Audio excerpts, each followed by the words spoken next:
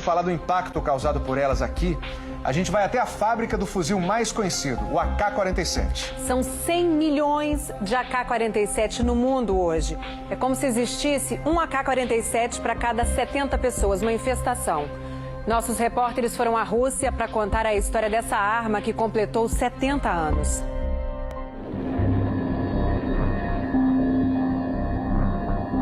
O cogumelo de fumaça tinha 18 quilômetros de altura. A explosão de Hiroshima matou em torno de 150 mil pessoas. A outra em Nagasaki, perto de 75 mil. As duas bombas atômicas fizeram menos vítimas do que a AK-47.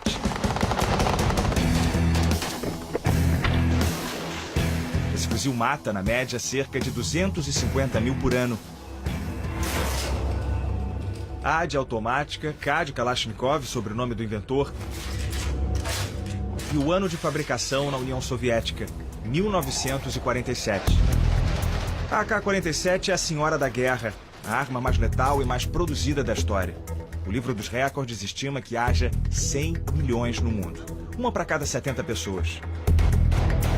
A AK está no colo dos fortes, dos analfabetos, dos ditadores e das crianças soldado. Ela é a arma de mais de 50 exércitos nacionais, de guerrilheiros, de terroristas.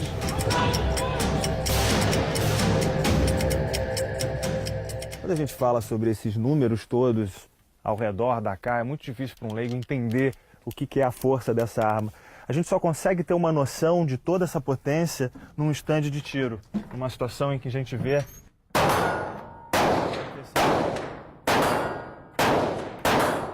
a Kalashnikov pode disparar um único tiro ou entrar em modo metralhadora. São 10 tiros por segundo, calibre 7,62 por 39 milímetros. Alcance efetivo de 300 metros. Só ao lado dela a gente percebe o barulho, o cheiro da pólvora, o deslocamento de ar que ela provoca. Você duvida? Então olha de novo. Repara no papel atrás de mim se mexendo sozinho.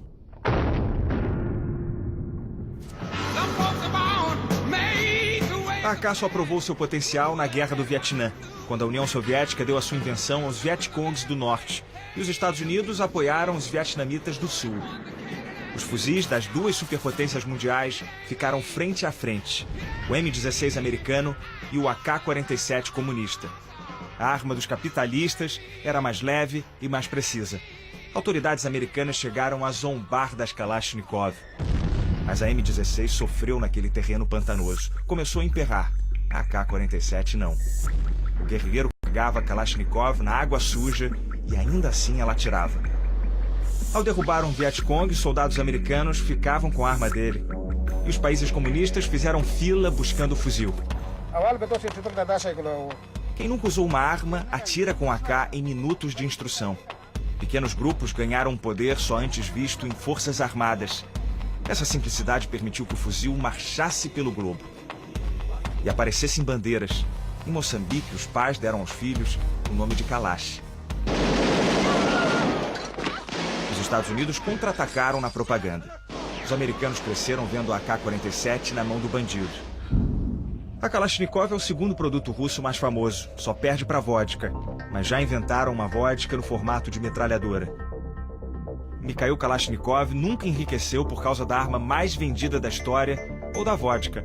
Ele não tinha patente desses produtos. Mikhail era um dos 19 filhos de um casal camponês. Ele começou a trabalhar aos 7 anos, um menino que desmontava todas as fechaduras que via. A Segunda Guerra canalizou esse espírito inventivo para as armas. Como mecânico, Kalash desenvolveu equipamentos e impressionou o exército. Ele ganhou uma posição no campo de testes soviético, numa cidade secreta.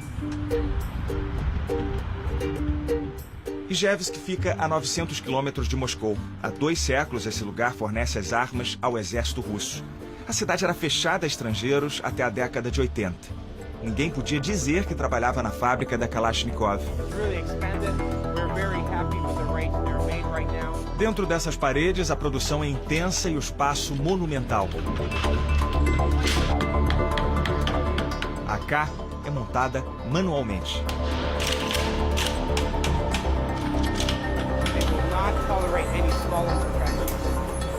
explicando aqui que essa grande quantidade de mulheres trabalhando, ela está ligada aos setores. Esse aqui é um setor de controle de qualidade, então ele diz que as funcionárias conseguem ver pequenos detalhes, pequenos problemas nas armas, e é um trabalho de concentração que elas desempenham melhor do que os homens.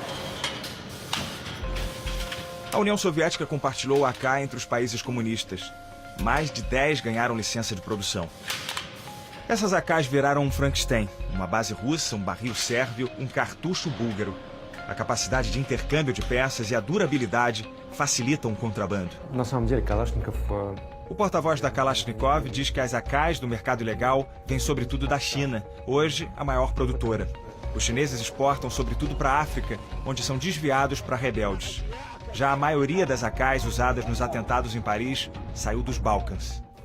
A gente está vendo aqui algumas das incontáveis homenagens que o Kalashnikov recebeu. São condecorações das mais diversas do governo soviético por todas as armas que ele construiu na sua vida.